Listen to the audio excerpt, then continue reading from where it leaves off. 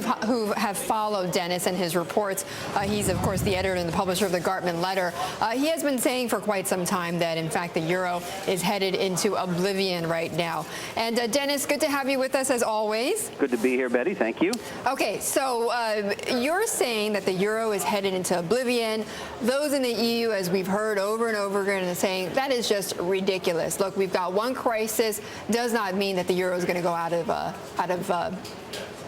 life. Well, I understand that argument, and the argument is primarily that so much political capital has been put to work to make the euro work that nobody wants to throw over that sunk cost in political capital at any time in the near future.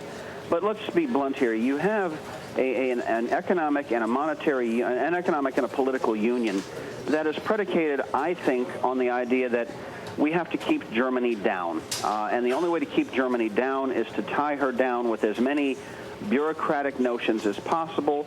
We've tried to create a union that goes across a huge number of philosophical differences, religious differences, work ethic differences, and over time, I don't think those differences can be ironed out.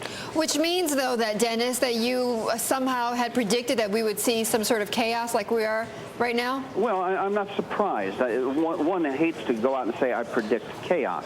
That just isn't, that's not wise. But it has always amazed me that the euro has been able to maintain as long as it has, just because of those cultural and philosophical differences that I just spoke about. So I'm not at all surprised that we now have a relatively chaotic condition that is falling apart. I mean, I really think that the fabric of the European Monetary Union is being torn. But in the markets, in the equity markets, Dennis, we are near very much our lows that we saw on May 6th when it was really, it was chaos and nonsensical. I mean, should we really be here? No, we really shouldn't if this were still going to be a sustained bull market. But I think, Betty, if you take a look, do some very simple chart work, we've broken every imaginable uptrend line that one can cast on almost any chart that one can get one's hands on. And not only have we done it here in the United States, we've done it in France, we've done it in Germany, we're doing it in England, we've done it in China. A great amount of technical damage has been done, and now I think a great amount of psychological damage has been done. What is the propensity and on economic damage? Dennis, economic damage following? Pardon?